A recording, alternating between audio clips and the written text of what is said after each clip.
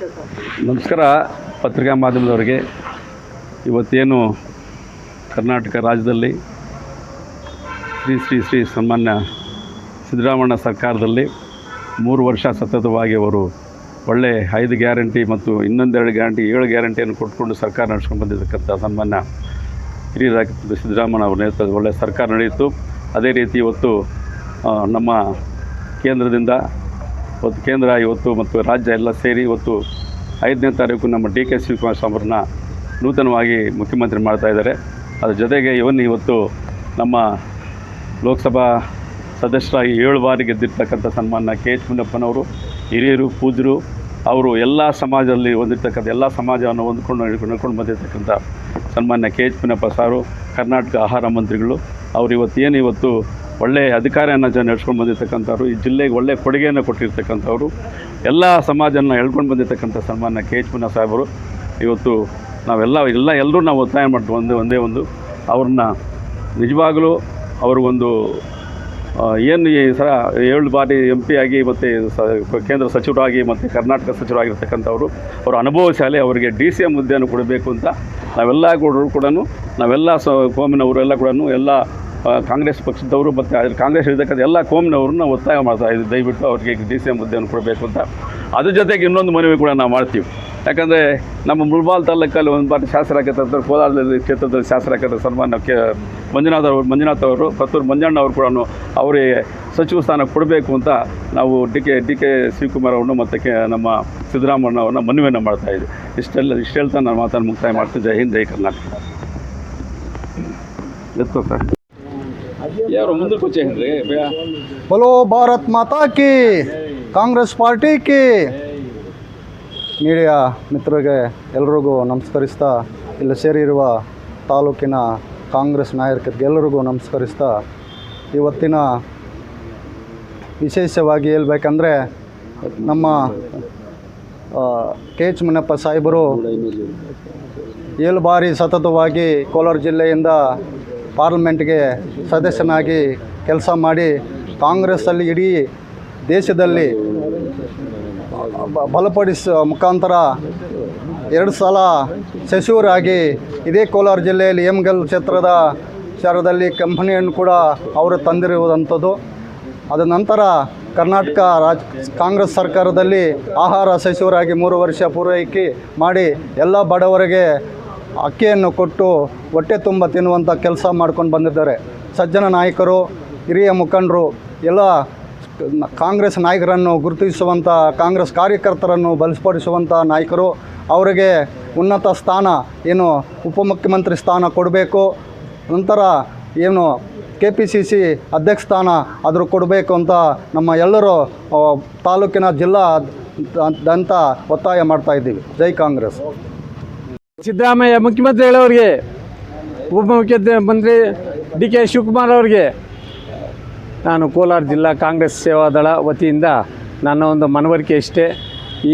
ಈಗ ಹೊಸದಾಗಿ ಸಚಿವ ಸಂಪುಟ ರಚನೆ ಆಗುತ್ತಿದ್ದು, ಈ ಸಚಿವ ಸಂಪುಟದಲ್ಲಿ ಮಾನ್ಯ ಶ್ರೀ ಕೆ.ಎಚ್. ಮುನಿಯಪ್ಪರವರು ಸತತವಾಗಿ 7 ಬಾರಿ ಸತತವಾಗಿ ಸಂಸದರಾಗಿ ಆಯ್ಕೆಯಾಗಿ 2 ಬಾರಿ ಕೇಂದ್ರ ಸಚಿವರಾಗಿ ನಮ್ಮ ಜಿಲ್ಲೆಗೆ ಅನೇಕ ಕೊಡುಗೆಗಳನ್ನು ಕೊಟ್ಟು ಉತ್ತಮವಾದ ಅನುಭವಸ್ಥರಾಗಿ ಹಿರಿಯರಾಗಿದ್ದಾರೆ.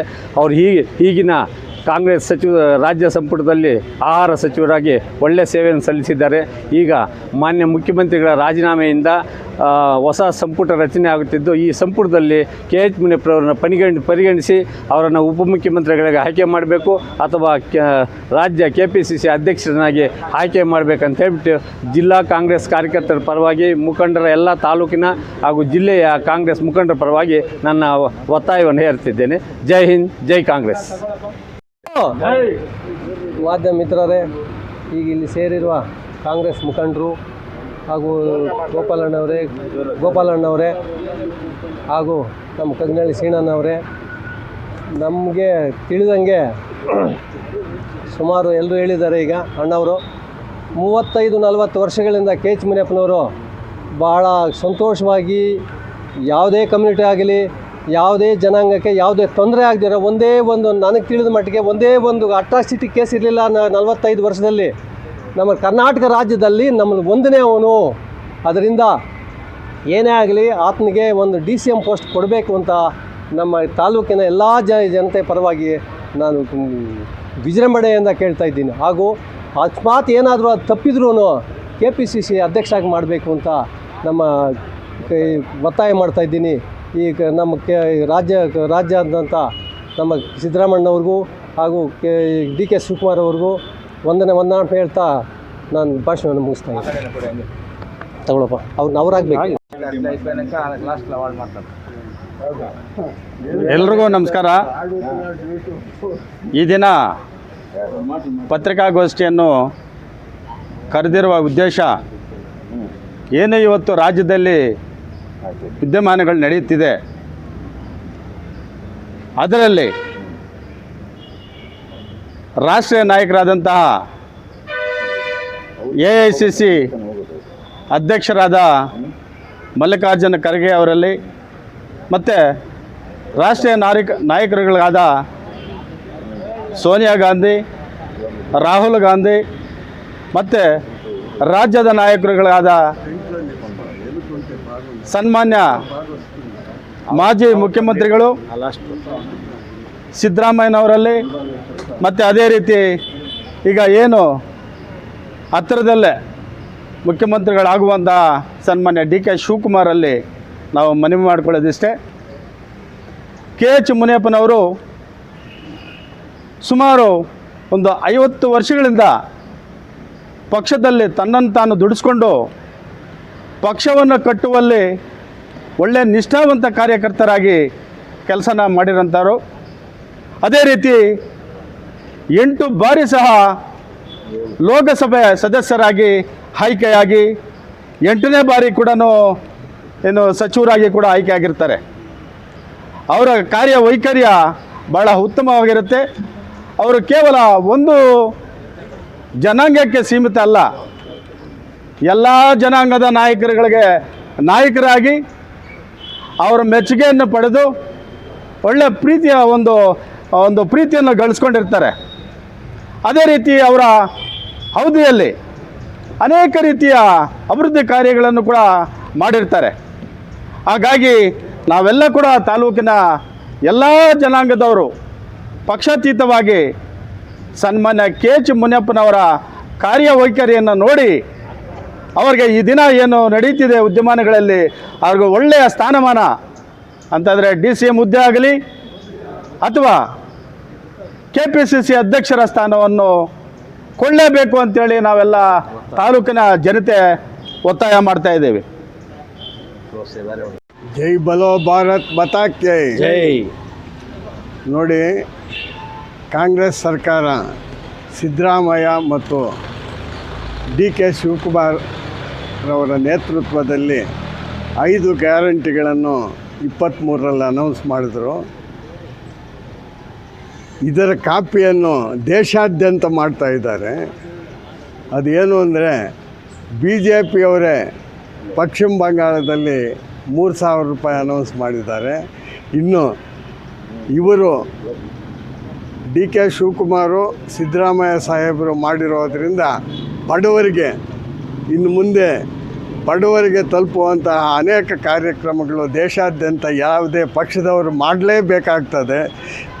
ಮತ್ತು KH ಮುನಿಯಪ್ಪನವರು ಡೆಪ್ಟಿ CM ಮಾಡಬೇಕು ಅಂತ ನಾವು ಒತ್ತಾಯ ಮಾಡ್ತಾ KH ಮುನಿಯಪ್ಪನವರು ಆಹಾರ ಸಚಿವರಾಗಿ 1,20,000 ರೂಪಾಯಿ ಇನ್ಕಮ್ ಇದ್ದಂಥನ್ನು 3 ಲಕ್ಷಕ್ಕೆ ಏರಿಸಬೇಕು ಅಂತ ಈಗಾಗಲೇ ಏರಿಸಿದ್ದಾರೆ.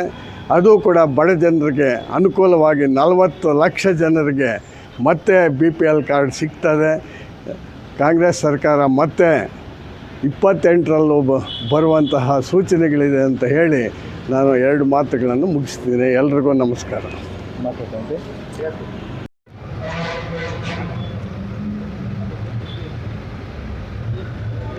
ಎಲ್ರಿಗೂ ನಮಸ್ಕಾರ. ಈ ದಿನದ ಪತ್ರಿಕಾಗೋಷ್ಠಿಯ ಭಾಗವಹಿಸಿರ್ತಕ್ಕಂಥ ಎಲ್ಲ ಹಿರಿಯರೇ ಹಾಗೂ ಪ್ರಿಂಟ್ ಆ್ಯಂಡ್ ಎಲೆಕ್ಟ್ರಾನಿಕ್ ಮೀಡಿಯಾ ಸ್ನೇಹಿತರೆ, ಏನು ಈ ದಿನ ನಮ್ಮ ಬಾಬಾ ಸಾಹೇಬ್ ಅಂಬೇಡ್ಕರ್ ಅವರ ಸಂವಿಧಾನದ ಆಶಯದೊಂದಿಗೆ ಸಂವಿಧಾನದ ಅಡಿಯಲ್ಲಿ ಒಂದು ಪ್ರಜಾಪ್ರಭುತ್ವ ದೇಶದಲ್ಲಿ ಇವತ್ತೊಂದು ದಿವಸ ಎಲ್ಲ ಅವಕಾಶಗಳನ್ನು ಕಾಂಗ್ರೆಸ್ ಪಕ್ಷ ಸಮಾನವಾಗಿ ಎಲ್ಲ ಜಾತಿಯವ್ರನ್ನ ಒಟ್ಟುಗೂಡಿಸ್ಕೊಂಡು ಹೋಗ್ತಕ್ಕಂಥ ಕೆಲಸವನ್ನು ಕಾಂಗ್ರೆಸ್ ಪಕ್ಷ ಮಾಡ್ತಾಯಿದೆ. ಆ ಒಂದು ನಿಟ್ಟಿನಲ್ಲಿ ಈ ದಿನ ನಮ್ಮ ರಾಜ್ಯದ ಮುಖ್ಯಮಂತ್ರಿಗಳಾಗಿ ಸಿದ್ದರಾಮಯ್ಯನವರು ಒಂದು ಭಾಗ್ಯಗಳ ರಾಮಯ್ಯ ಅಂತೇಳಿ ಹೆಸರನ್ನು ಪಡ್ಕೊಂಡು ಸುಮಾರು 8 ವರ್ಷಗಳಿಗಿಂತ ಹೆಚ್ಚಾಗಿ ರಾಜ್ಯದ ಮುಖ್ಯಮಂತ್ರಿಯಾಗಿ ಒಳ್ಳೆಯ ಅಭಿವೃದ್ಧಿಯ ಸಾಮಾಜಿಕ ಅಭಿವೃದ್ಧಿಯ ಕೆಲಸಗಳನ್ನು ಮಾಡಿ ಇವತ್ತೊಂದು ದಿವಸ ಅವರು ರಾಜೀನಾಮೆಯನ್ನು ಸಲ್ಲಿಸಿದ್ದಾರೆ. ಅವರಿಗೆ ಅಭಿನಂದನೆಗಳನ್ನು ರಾಜ್ಯದ ಪರವಾಗಿ ಮತ್ತು ತಾಲೂಕಿನ ಜನತೆಯ ಪರವಾಗಿ ಸಲ್ಲಿಸಲಿಕ್ಕೆ ಇಚ್ಛಪಡ್ತೇನೆ. ಮತ್ತು ಮುಂದೆ ಈ ದಿನ CLB ಸಭೆಯನ್ನು ಏರ್ಪಡಿಸಿ ಮುಂದೆ ಒಬ್ಬರು ನಾಯಕರನ್ನಾಗಿ ಆಯ್ಕೆ ಮಾಡ್ತಕ್ಕಂಥ ಅವಕಾಶ ಸನ್ಮಾನ್ಯ DK ಶಿವಕುಮಾರ್ ಅವ್ರನ್ನ ಮುಖ್ಯಮಂತ್ರಿಗಳು ಮಾಡಬೇಕು ಅಂತೇಳಿ ಎಲ್ಲರೂ ಒತ್ತಾಸೆ ಮೇರೆಗೆ ಇವತ್ತೊಂದು ದಿವಸ ರಾಜ್ಯ ಎಲ್ಲ ಎದುರು ನೋಡ್ತಾ ಇದೆ. ಸೊ ಅವರ ಒಂದು ಅವಧಿಯಲ್ಲಿ ನಮ್ಮ ಜಿಲ್ಲೆಯ ಹಿರಿಯರು ಎಲ್ಲರೂ ನಮ್ಮ ಸ್ನೇಹಿತರೆಲ್ಲ ಹೇಳ್ದಂಗೆ 7 ಬಾರಿ ಸಂಸತ್ ಸದಸ್ಯರಾಗಿ ಕೇಂದ್ರದ ಒಂದು ಆಡಳಿತದಲ್ಲಿ 10 ವರ್ಷ ಸೇವೆಯನ್ನು ಸಲ್ಲಿಸಿ ಮತ್ತು ರಾಜ್ಯದಲ್ಲಿ ಒಂದು ನಮಗೆ ಆಹಾರ ಸಚಿವರಾಗಿ ಒಳ್ಳೆಯ ಸೇವೆಯನ್ನು ಕೊಟ್ಟಿರ್ತಕ್ಕಂಥ ಶ್ರೀಯುತ KH ಮುನಿಯಪ್ಪನವ್ರಿಗೆ ಒಂದು ನಮ್ಮ ಮುಂದಿನ ಕಾಂಗ್ರೆಸ್ ನೇತೃತ್ವದ ಸರ್ಕಾರದಲ್ಲಿ ಉಪಮುಖ್ಯಮಂತ್ರಿಯ ಸ್ಥಾನ ಅಥವಾ KPCCಯ ಸಾರಥ್ಯದ ಅಧ್ಯಕ್ಷತೆಯನ್ನು ಕೊಡಲಿಕ್ಕೆ ನಾವೆಲ್ಲರೂ ಒತ್ತಾಯವನ್ನು ಸರ್ಕಾರದ ಮೇಲೆ ಮತ್ತು ಹೈಕಮಾಂಡ್ ಮೇಲೆ ಒತ್ತಾಯವನ್ನು ಮಾಡ್ತೇವೆ. ಸೊ ಅದ್ರ ಜೊತೆಗೆ ನಮ್ಮ ಜಿಲ್ಲೆಯಲ್ಲಿ ಕಾಂಗ್ರೆಸ್ ಪಕ್ಷ ಬಹಳ ಗಟ್ಟಿಯಾಗಿ ನಿಂತಿದೆ. ಕಳೆದ ಚುನಾವಣೆಯಲ್ಲಿ 4 ಶಾಸಕರನ್ನು ಕೊಡುಗೆಯಾಗಿ ನಮ್ಮ ಜಿಲ್ಲೆಯಿಂದ ನಾವು ಕೊಟ್ಟಿದ್ದೇವೆ. ನಮ್ಮ ಜಿಲ್ಲೆಯವರಿಗೆ 4 ಜನದಲ್ಲಿ ಯಾರಿಗಾದರೂ ಕೊಡಲಿ, 4 ಜನ ಶಾಸಕರಿದ್ದಾರೆ ಕಾಂಗ್ರೆಸ್ ಶಾಸಕರು, 4 ಜನದಲ್ಲಿ ಯಾರಿಗಾದರೂ ಒಬ್ಬರು ಕೊಟ್ಟು ನಮ್ಮ ಜಿಲ್ಲೆಯವರೇ ಒಬ್ಬ ಜಿಲ್ಲಾ ಮಂತ್ರಿ ಆದರೆ ಭಾಳ ಹೆಮ್ಮೆ ಆಗ್ತದೆ. ಮತ್ತೊಮ್ಮೆ ಕಾಂಗ್ರೆಸ್ ಪಕ್ಷಕ್ಕೆ 2028ರಲ್ಲಿ ನಾವೆಲ್ಲ ಜನಗಳ ಮುಂದೆ ಹೋಗಿ ಧೈರ್ಯವಾಗಿ ಓಟನ್ನು ಕೇಳಲಿಕ್ಕೆ ಚೆನ್ನಾಗಿರುತ್ತೆ. ಸೊ ಆ ನಿಟ್ಟಿನಲ್ಲಿ ಇವತ್ತಿಂದ ಹೈಕಮಾಂಡ್ ಮತ್ತು ಮುಂದೆ ಸರ್ಕಾರವನ್ನು ನಡೆಸ್ತಕ್ಕಂಥ ನಾಯಕರಿಗೆ ನಾವೆಲ್ಲರೂ ಸಹ ಒತ್ತಾಯವನ್ನು ಮಾಡ್ತೇವೆ. ಈ ನಿಟ್ಟಿನಲ್ಲಿ ನಮಗೆಲ್ರಿಗೂ ಒಳ್ಳೆಯದಾಗ್ತದೆ. ಮುಳಬಾಗಿಲಿಗೂ ಅಥವಾ ನಮ್ಮ ಕೋಲಾರ ಜಿಲ್ಲೆಗೆ ಒಂದು ಸ್ಥಾನ ಲಭಿಸಲಿ ಅಂತೇಳಿ ಭಗವಂತನಲ್ಲಿ ಪ್ರಾರ್ಥನೆ ಮಾಡ್ತಾ ನಮಸ್ಕಾರಗಳನ್ನು ತಿಳಿಸಿ ಜೈ ಹಿಂದ್. ಪಕ್ಷಕ್ಕೆ ಇವತ್ತಿನ ಏನು ಪ್ರೆಸ್ ಮೀಟ್ ಕರೆದಿರ್ತಕ್ಕಂಥ ಉದ್ದೇಶ, ನಮ್ಮ ತಾಲೂಕಿನ ಎಲ್ಲ ಕಾಂಗ್ರೆಸ್ ಮುಖಂಡರು ಇವತ್ತಿನ ದಿವಸ ಇಲ್ಲಿ ಸೇರಿ ಮೂಲ ಉದ್ದೇಶ ಇಷ್ಟೇ. ಏನು ಇವತ್ತಿನ ದಿವಸ ಕರ್ನಾಟಕ ರಾಜ್ಯದ ರಾಜಕೀಯ ವಿದ್ಯಮಾನಗಳಲ್ಲಿ ಎಲ್ಲ ವಿಚಾರಗಳನ್ನು ಎಲ್ರಿಗೂ ಗೊತ್ತಿರೋ ವಿಚಾರ ಆಗಿರ್ತದೆ. ಮೂಲ ಉದ್ದೇಶ ಇಷ್ಟೇ, ಸನ್ಮಾನ್ಯ ಶ್ರೀ KH ಮುನಿಯಪ್ಪನವ್ರನ್ನ ಈ ಒಂದು ರಾಜಕೀಯ ಬೆಳವಣಿಗೆ ಮತ್ತು ವಿದ್ಯಮಾನಗಳಲ್ಲಿ ಒಂದು ಒಳ್ಳೆಯ ಅವಕಾಶ ಸಿಕ್ಕಿದೆ. ನಮ್ಮ ಒಂದು ಒತ್ತಾಯ ಏನಂತ ಹೇಳಿದ್ರೆ, ನಾವು ಕೇಳ್ತಾ ಇರೋದು ಇಷ್ಟೇ, ಅದರಲ್ಲೊಂದು ಸಾಮಾಜಿಕ ಒಂದು ನ್ಯಾಯ ಬೇಕು ಅಂತೇಳ್ಬಿಟ್ಟು, ಒಂದು ಸೋಷಿಯಲ್ ಜಸ್ಟಿಸ್ ಮೇಲೆ. ಕಾರಣ ಇಷ್ಟೇ, ಈ ಹಿಂದೆ ಏನು ಈ ಒಂದು ಸಮಾಜಕ್ಕೆ, ಎಡಗೆ ಸಮಾಜಕ್ಕೆ ಇದುವರೆಗೂ ಅಂಥ ಹುದ್ದೆ ಒಂದು ಅಲಂಕರಿಸ್ತಕ್ಕಂಥ ಒಂದು ಚರಿತ್ರೆ ನಮ್ಮ ಕರ್ನಾಟಕದಲ್ಲಿ ಇಲ್ಲ. ಆದ್ದರಿಂದ ಇವರೊಬ್ಬ ಧೀಮಂತ ನಾಯಕರಾಗಿರ್ತಾರೆ. ಈ ಒಂದು ಕರ್ನಾಟಕ ರಾಜ್ಯಕ್ಕೆ ಒಂದು ಒಳ್ಳೆ ಹೆಸರು ಪಡೆದುಕೊಂಡಿರ್ತಕ್ಕಂಥ ಒಬ್ಬ ಧೀಮಂತ ನಾಯಕರಾಗಿರ್ತಾರೆ. ಇವರಿಗೆ ಇಂಥ ಒಂದು ಸಂದರ್ಭದಲ್ಲಿ ಯಾರೇ ಮುಖ್ಯಮಂತ್ರಿ ಆಗಲಿ, ನಮ್ಮ KH ಮುನಿಯಪ್ಪನವ್ರಿಗೆ ಕನಿಷ್ಠ ಪಕ್ಷ ಒಂದು DCM ಆದರೂ ಮಾಡಬೇಕು, ಅಥವಾ ಒಂದು ಕರ್ನಾಟಕ ರಾಜ್ಯ ಕಾಂಗ್ರೆಸ್ ಪಕ್ಷದ ಒಂದು ನಾಯಕರನ್ನು ಮಾಡಬೇಕು ಅಂತೇಳ್ಬಿಟ್ಟು ನಮ್ಮೆಲ್ಲರ ಒತ್ತಾಯ ಮೇರೆಗೆ ಇವತ್ತಿನ ದಿವಸ ಈ ಒಂದು ಪ್ರೆಸ್ ಮೀಟನ್ನು ಕರೆದಿದ್ದೀವಿ. ಈ ಒಂದು ನಮ್ಮ ಪ್ರೆಸ್ ಮೀಟು ಏನು ನಮ್ಮ ವಿಧಾನಸೌಧವರೆಗೂ ಮುಟ್ಟಬೇಕು, ಅವ್ರಿಗೆ ಒಂದು ಅವಕಾಶವನ್ನು ಕಲ್ಪಿಸ್ಕೊಡ್ಬೇಕು ಅಂತೇಳ್ಬಿಟ್ಟು ನಮ್ಮೆಲ್ಲರ ಒತ್ತಾಯದ ಮೇರೆಗೆ ನಾನು ಮಾತು ಮುಗಿಸ್ತಾ ಇದ್ದೀನಿ. ನಮ್ಮ ಆತ್ಮೀಯ ಮಿತ್ರರಾದಂಥ ಮಾಧ್ಯಮದವರೇ, ಪ್ರಸ್ತುತ ರಾಜಕೀಯ ವಿದ್ಯಮಾನಗಳಲ್ಲಿ ನಮ್ಮ ಹೈಕಮಾಂಡ್ ಸೂಚನೆ ಆದೇಶದ ಮೇರೆಗೆ ನಮ್ಮ ಧೀಮಂತ ನಾಯಕರು, ಸರಳ ಸಜ್ಜನಿಕೆ ಮತ್ತು ಸಾಮಾಜಿಕ ಹೋರಾಟಗಾರರು, ಸಾಮಾಜಿಕ ಕಳಕಳಿ ಇರೋಂಥ ನಮ್ಮ ನಾಯಕರಾದ ಸಿದ್ದರಾಮಯ್ಯನವರು ಈಗ ಆಲ್ರೆಡಿ ಗವರ್ನರ್ಗೆ ರಾಜೀನಾಮೆ ಪತ್ರವನ್ನು ಸಲ್ಲಿಸಿ ಅಂಗೀಕಾರ ಆಗಿರುತ್ತೆ. ಇದರಾಗಿ ನಮ್ಮ ಇವತ್ತು CLP ಮೀಟಿಂಗ್ ಇರುತ್ತೆ 4 ಗಂಟೆಗೆ. ಆ ವಿದ್ಯಮಾನಗಳಲ್ಲಿ ನಾವು DK ಶಿವಕುಮಾರ್, ನಮ್ಮ ಟ್ರಬಲ್ ಶೂಟರ್, ನಮ್ಮ ನಾಯಕರಾದಂಥ ಶಿವಕುಮಾರ್ ಅವ್ರನ್ನ ಮುಖ್ಯಮಂತ್ರಿಯಾಗಿ ಆಯ್ಕೆ ಆಗೋ ನಿರೀಕ್ಷೆಯಲ್ಲಿ ನಾವು ಇದರಲ್ಲಿ ಪ್ರೆಸ್ ಮೀಟನ್ನು ಕರೆದಿರ್ತೇವೆ. ನಮ್ಮದು ಏನಂದರೆ ಒಂದೇ ಒಂದು ಒತ್ತಡ, ನಮ್ಮ ಕೆ ಎಚ್ ಮುನಿಯಪ್ಪ ಸಾಹೇಬರು ಸರಳ ಸಜ್ಜನಿಕೆ ಪಾತ್ರರಾದವರು, ಎಲ್ಲರ ಜೊತೆ ಒಡನಾಟ ತುಂಬ ಚೆನ್ನಾಗಿದೆ ಅವ್ರದ್ದು. ಇಡೀ ರಾಜ್ಯದಲ್ಲಿ ಜಿಲ್ಲೆಯಲ್ಲಿ 2 ಜಿಲ್ಲೆಯಲ್ಲೂ ಚೆನ್ನಾಗಿದ್ದಾರೆ. ಈಗ ಪ್ರಸ್ತುತ ಅವರು ದೇವನಹಳ್ಳಿ MLA ಆಗಿ ಮಂತ್ರಿಗಳಾಗಿರ್ತಾರೆ, ಆಹಾರ ಮಂತ್ರಿಗಳು. ಭಾಳ ಸುಸೂತ್ರವಾಗಿ ಅವರ ಹುದ್ದೆಯನ್ನು ನಿಭಾಯಿಸ್ಕೊಂಡು ಬಂದಿರ್ತಾರೆ. ಅವರು ಇಡೀ ಈಗ ರಾಷ್ಟ್ರದಲ್ಲಿ ಅವರು ಎಡಗೈ ಸಮುದಾಯದಲ್ಲಿ ಒಳ್ಳೆ ಗುರುತಿಸ್ಕೊಂಡು ಒಳ್ಳೆ ಬಲಿಷ್ಠರಾಗಿರ್ತಾರೆ. ಕಾಂಗ್ರೆಸ್ಗೆ ಭಾಳ ಉಪಯೋಗ ಆಗಿರುತ್ತೆ ಅವ್ರ ಸೇವೆ. ಆಮೇಲೆ ಅವರು ಸತತ 7 ಬಾರಿ ಸಂಸದರಾಗಿದ್ದಾಗ ಎಲ್ಲ ಪಕ್ಷದವರು, ಎಲ್ಲ ಜನಾಂಗದವರು ಅಲ್ಲಿ ಹೋಗಿ ಊಟ ಹಾಕಿದ್ದಾರೆ. ಅವರು ಅನ್ನದಾತರವರು. ಅವರು ಪಾರ್ಲಿಮೆಂಟಲ್ಲಿ ಇದರಲ್ಲಿ ಭವನದಲ್ಲಿ 7 ಸಲ ಆಗಿ 2 ಸಲ ಮಂತ್ರಿ ಆಗಿರ್ತಾರೆ. ಆದ್ದರಿಂದ ನಮ್ಮ ಒತ್ತಾಯ ಏನಂದರೆ, ಈಗ ಅವರು ಅರ್ಹರಿದ್ದಾರೆ ಉಪಮುಖ್ಯಮಂತ್ರಿಗೆ. ನಮ್ಮ ತಾಲೂಕು ಜನಪರವಾಗಿ, ನಮ್ಮ ಜಿಲ್ಲೆ ಪರವಾಗಿ ನನ್ನ ಒತ್ತಡ ಏನಂದರೆ, ಅವ್ರನ್ನ ಉಪಮುಖ್ಯಮಂತ್ರಿ ಅಥವಾ ರಾಜ್ಯ ಅಧ್ಯಕ್ಷರನ್ನಾಗಿ, ಕಾಂಗ್ರೆಸ್ KPCC ಅಧ್ಯಕ್ಷನಾಗಿ ಪರಿಗಣಿಸಬೇಕು ಅಂತ ಈ ಸಂದರ್ಭದಲ್ಲಿ ಹೇಳ್ತಾ ನಾನು ಮಾತನ್ನು ಮುಗಿಸ್ತೀನಿ.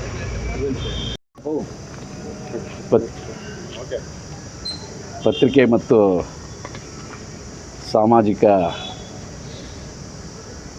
ಸೋಷಿಯಲ್ ಮೀಡಿಯಾ ಏನಿದ್ದಾರೆ ಅವರಿಗೆಲ್ಲ ಒಂದು ಸ್ವಾಗತವನ್ನು ಬಯಸ್ತಾ, ಇವತ್ತು ಕರ್ನಾಟಕ ರಾಜ್ಯದಲ್ಲಿ ಒಂದು ಕ್ಷಿಪ್ರ ಕ್ರಾಂತಿಯ ಬೆಳವಣಿಗೆಯಲ್ಲಿ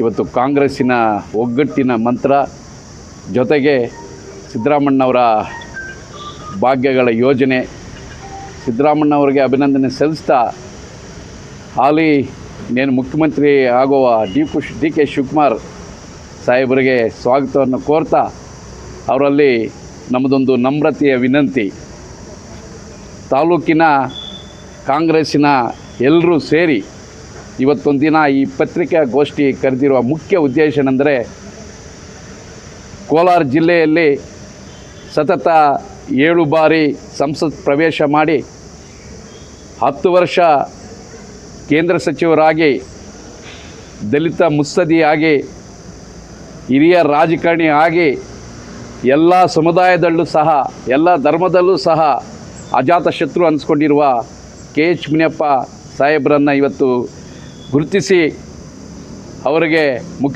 ಉಪ ಮುಖ್ಯಮಂತ್ರಿ ಹುದ್ದೆಯನ್ನು ಕೊಡಬೇಕು.